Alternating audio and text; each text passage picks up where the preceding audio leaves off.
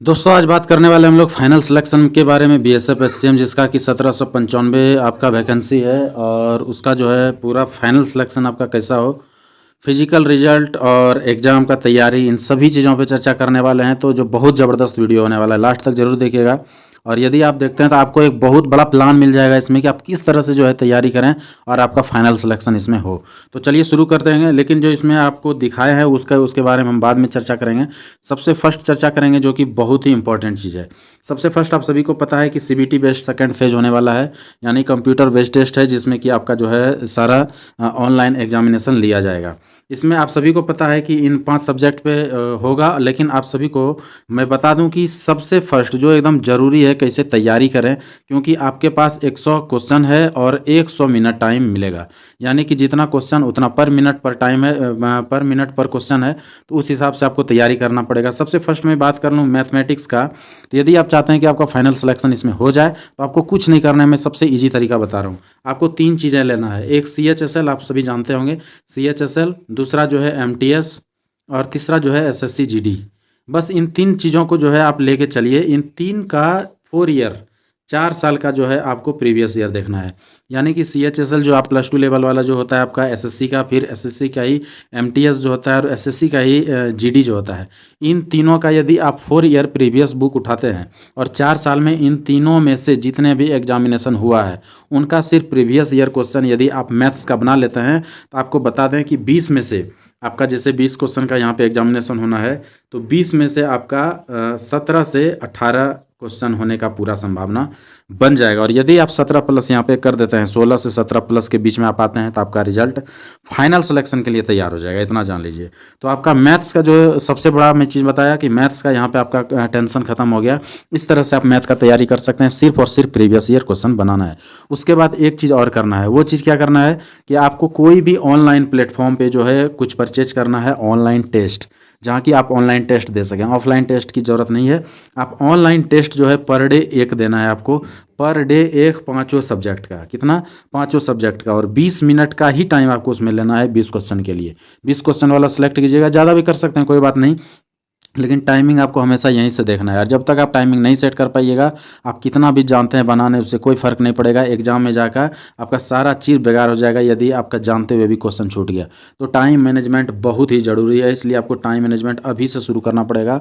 आपको मैं फिर से बता दूँ कि आपके पास मात्र 2 मंथ बचा हुआ है मैक्सिमम। यदि आपका कुछ वैसा कुछ चेंजेस हो जाए, अलग चीज़ हो जाए, टाइम बढ़ जाए, अलग बात है, नहीं तो आप 2 मंथ्स लेके आप यहाँ पे चलिए।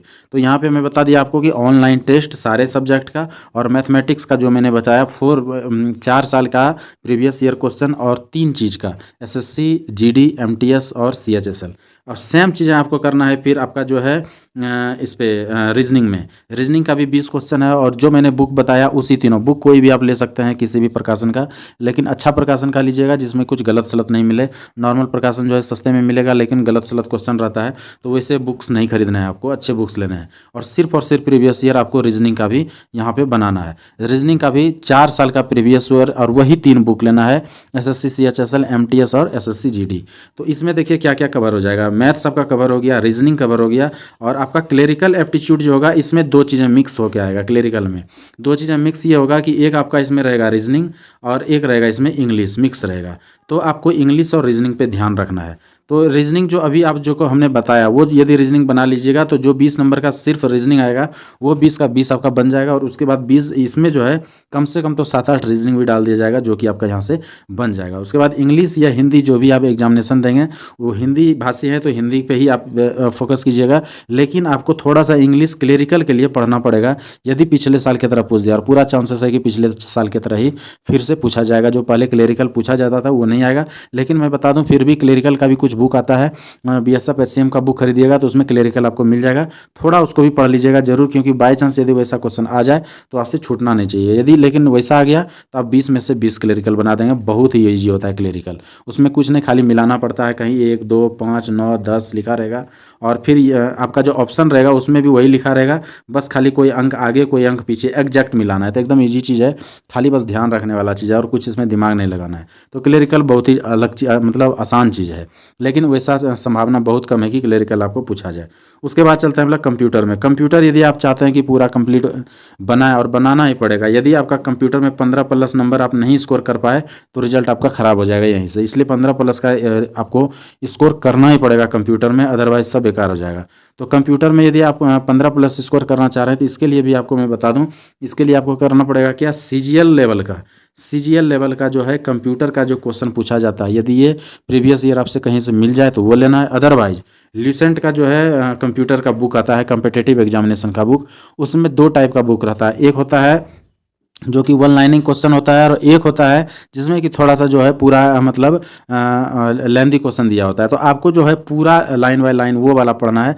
1 लाइनिंग क्वेश्चन यदि आप खाली रट लीजिएगा तो उससे आपका 15+ यहाँ पे आने वाला नहीं है। यानी पूरा जो है आपको डीप थोड़ा सा पढ़ना पड़ेगा, जो कि किसी भी प्रकार का यदि क्वेश्चन अपना कंप्यूटर में पूछ दे तो आपसे छूटना नहीं चाहिए। तो इस तरह से आपको कंप्यूटर का तैयारी करना पड़ेगा, तभी आपका 15+ आएगा। तो कंप्यूटर आप समझ गए होंगे कि CHSL लेवल का जो कंप्यूटर पूछा जाता है उस लेवल का पिछले बार आया था। तो उसी टाइप का जो है आप प्रीवियस ईयर क्वेश्चन उठाइए, कहीं से मार्केट में आपको बुक मिल जाएगा। अदरवाइज आप ल्यूसेंट का जो है कॉम्पिटिटिव एग्जाम का कंप्यूटर क्वेश्चन का बुक खरीद लीजिए, उससे भी आपका तैयारी यहाँ पे हो जाएगा।